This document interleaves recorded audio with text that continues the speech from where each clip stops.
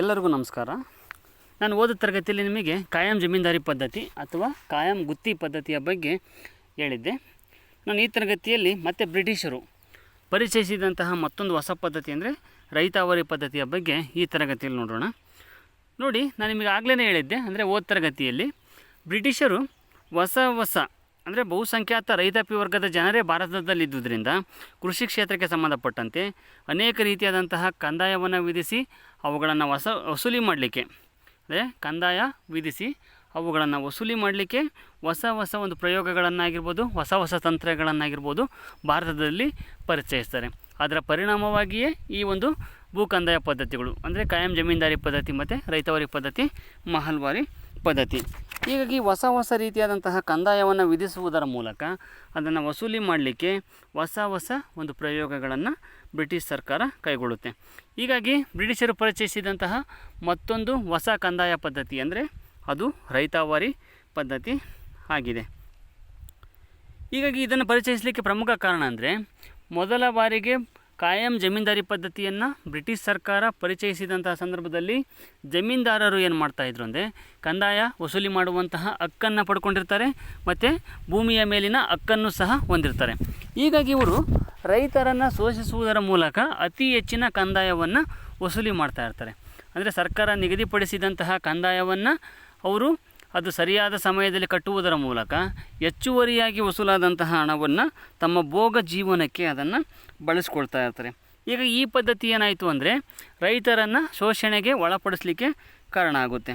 ಹೀಗಾಗಿ ಮತ್ತೆ ಮುಂದಿನ ದಿನಮಾನಗಳಲ್ಲಿ ಏನಾಗುತ್ತೆ ಅಂದರೆ ರೈತಾವಾರಿ ಪದ್ಧತಿಯನ್ನು ಬ್ರಿಟಿಷ್ ಸರ್ಕಾರ ಪರಿಚಯಿಸಲಿಕ್ಕೆ ಕಾರಣ ಆಗುತ್ತೆ.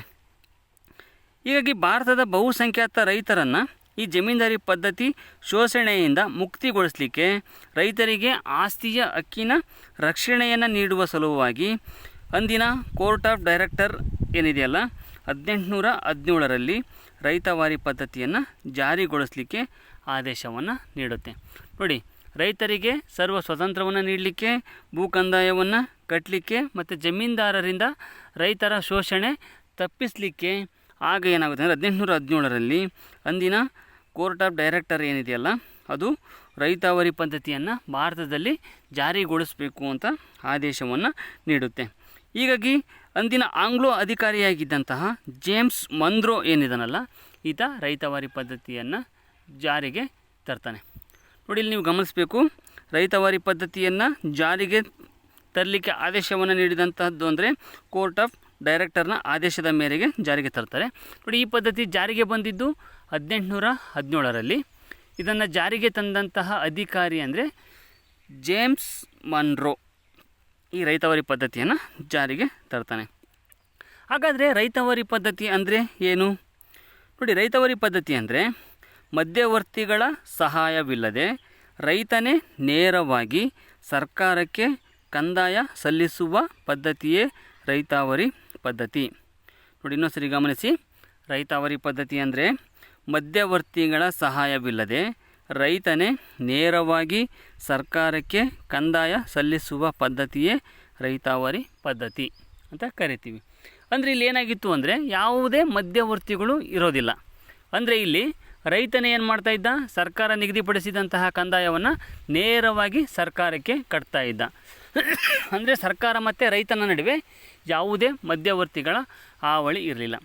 ನೀವು ಇಲ್ಲಿ ಗಮನಿಸ್ಬೋದು, ಕಾಯಂ ಜಮೀನ್ದಾರಿ ಪದ್ಧತಿಯಲ್ಲಿ ಸರ್ಕಾರ ಮತ್ತು ರೈತಾವಾರಿ ಪದ್ಧತಿಯ ನಡುವೆ, ಸರ್ಕಾರ ಮತ್ತು ರೈತರ ನಡುವೆ ಏನಾಗಿತ್ತು ಅಂದರೆ ಜಮೀನ್ದಾರರು ಕಂದಾಯವನ್ನು ವಸೂಲಿ ಮಾಡುವಂತಹ ಅಧಿಕಾರಿಗಳಾಗಿದ್ದರು. ಹೀಗಾಗಿ ರೈತರು ಮತ್ತು ಸರ್ಕಾರದ ಮಧ್ಯವರ್ತಿಗಳಾಗಿ ಜಮೀನ್ದಾರರು ಕಾರ್ಯವನ್ನು ನಿರ್ವಹಿಸ್ತಾ ಇದ್ದರು. ಹೀಗಾಗಿ ಇದನ್ನು ತಪ್ಪಿಸಲಿಕ್ಕೆ ಏನಾಯಿತು ಅಂದರೆ ತದನಂತರದಲ್ಲಿ ರೈತಾವಾರಿ ಪದ್ಧತಿಯನ್ನು ಜಾರಿಗೆ ತರ್ತಾರೆ. ಅಂದರೆ ಇಲ್ಲಿ ಯಾವುದೇ ಮಧ್ಯವರ್ತಿಗಳ ಅವಶ್ಯಕತೆ ಇರೋದಿಲ್ಲ. ಕಂದಾಯ ವಸೂಲಿ ಮಾಡಲಿಕ್ಕೆ ಯಾವುದೇ ಸಹ ಮಧ್ಯವರ್ತಿಗಳ ಹಾವಳಿ ಇರೋದಿಲ್ಲ.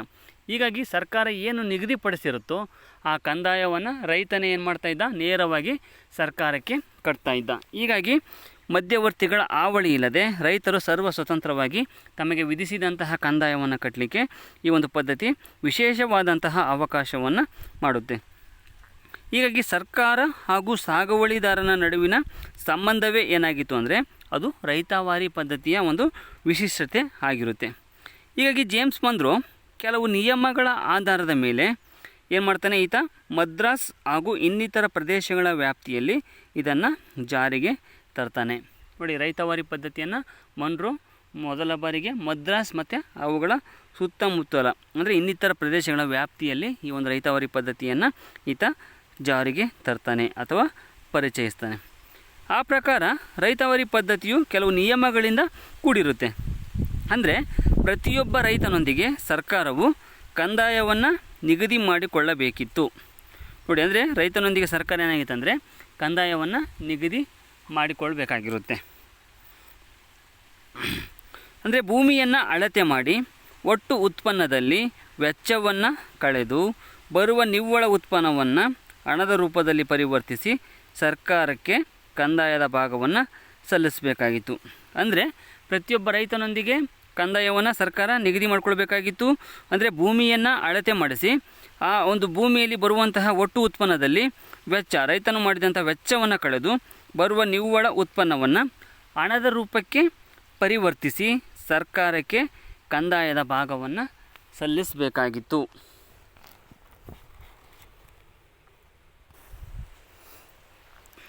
ನೋಡಿ, ಈ ಕಂದಾಯದಲ್ಲಿ ಮತ್ತೊಂದು ವಿಶಿಷ್ಟತೆ ಇರುತ್ತೆ. ಏನು ಅಂದರೆ, ಸಾಗುವಳಿ ಭೂಮಿಗೆ ಯಂತ್ರಗಳಿಂದ ನೀರಾವರಿ ಸೌಲಭ್ಯವನ್ನು ಒದಗಿಸಿಕೊಂಡರೆ ಅದರ ದುರಸ್ತಿ ಖರ್ಚನ್ನು ರೈತನೇ ನಿರ್ವಹಿಸಿಕೊಂಡರೆ ಕಂದಾಯ ಭಾಗದಲ್ಲಿ 8% ರಿಯಾಯಿತಿಯನ್ನು ಸಹ ಈ ಒಂದು ಪದ್ಧತಿ ನೀಡ್ತಾ ಇತ್ತು.